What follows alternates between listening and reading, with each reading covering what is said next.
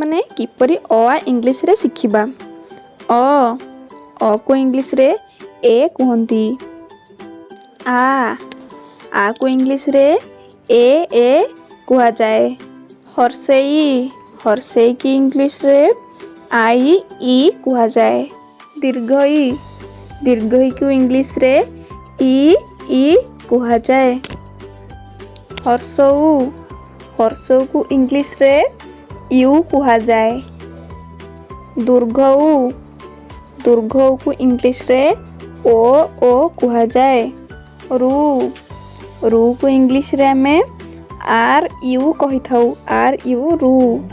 ଏ କୁ ଇଂଲିଶ ରେ ଆମେ ଇ କହିଥାଉ। ଅଇ କୁ ଆମେ କହିଥାଉ ଇଂଲିଶ ରେ ଅଇ।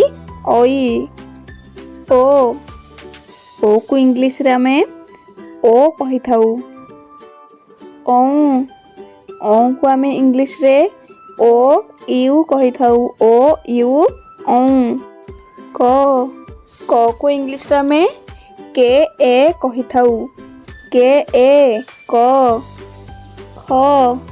ଖ କୁ ଇଂଲିଶ ରେ ଆମେ ଏ ଖ କହିଥାଉ। ଗ କୁ ଇଂଲିଶ ରେ ଆମେ ଏ କହିଥାଉ। ଗ। ଘ କୁ ଆମେ ଇଂଲିଶ ରେ ଏ ଘ କହିଥାଉ। ଉଅ କୁ ଇଂଲିଶ ରେ ଆମେ ଏନ୍ କହିଥାଉ।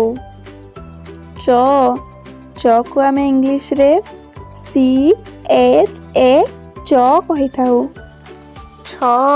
ଛ କୁ ଆମେ ଇଂଲିଶ ରେ ଛ କହିଥାଉ। ଜ କୁ ଆମେ ଇଂଲିଶ ରେ ଜ କହିଥାଉ। ଝ କୁ ଆମେ ଇଂଲିଶ ରେ ଝ କହିଥାଉ। ନିଅ କୁ ଆମେ ଇଂଲିଶ ରେ ନିଅ କହିଥାଉ। ଟ କୁ ଆମେ ଇଂଲିଶ ରେ ଟ ବୋଲି କହିଥାଉ। ଠ କୁ ଆମେ ଇଂଲିଶ ରେ ଠ କହିଥାଉ। ଡ କୁ ଆମେ ଇଂଲିଶ ରେ ଡ କହିଥାଉ। ଢ କୁ ଆମେ ଇଂଲିଶ ରେ ଢ କହିଥାଉ। ଣ କୁ ଆମେ ଇଂଲିଶ ରେ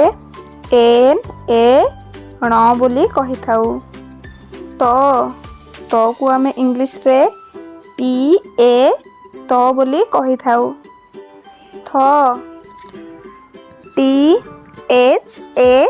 ଥ କହିଥାଉ।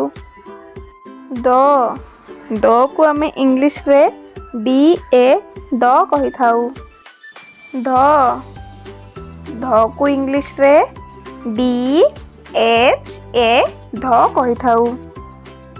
ନ କୁ ଆମେ ଇଂଲିଶ ରେ କହିଥାଉ। ପ କୁ ଆମେ ଇଂଲିଶ ରେ ପ ବୋଲି କହିଥାଉ। ଫ କୁ ଇଂଲିଶ ରେ ଫ କହିଥାଉ। ବ କୁ ଆମେ ଇଂଲିଶ ରେ ବ କହିଥାଉ। ଭ କୁ ଆମେ ଇଂଲିଶ ରେ କହିଥାଉ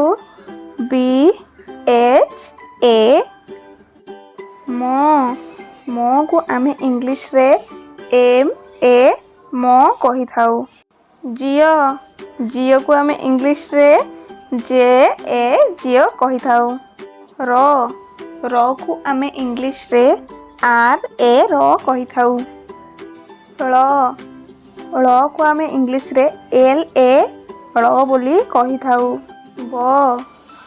ବ କୁ ଆମେ ଇଂଲିଶ ରେ ବ ବୋଲି କହିଥାଉ।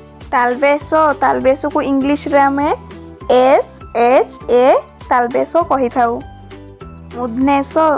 ମୂର୍ଧନ୍ୟ କୁ ଇଂଲିଶ ରେ ଆମେ ସ କହିଥାଉ।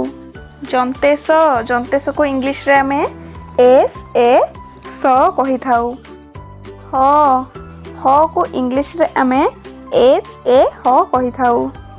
खियो खियो को आमे इंग्लिश रे के एस एच वाई ए खियो बोली कही थाउ।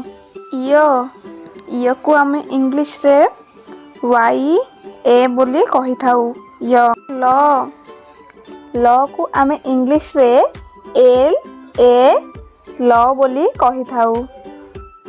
फ्रेंड्स आज वीडियोटी आपण मानक भल लगी वीडियोटी को लाइक कर दियंतु, चैनल को सब्सक्राइब कर दियंतु एवं बेल आइकन को मध्य क्लिक कर दियंतु।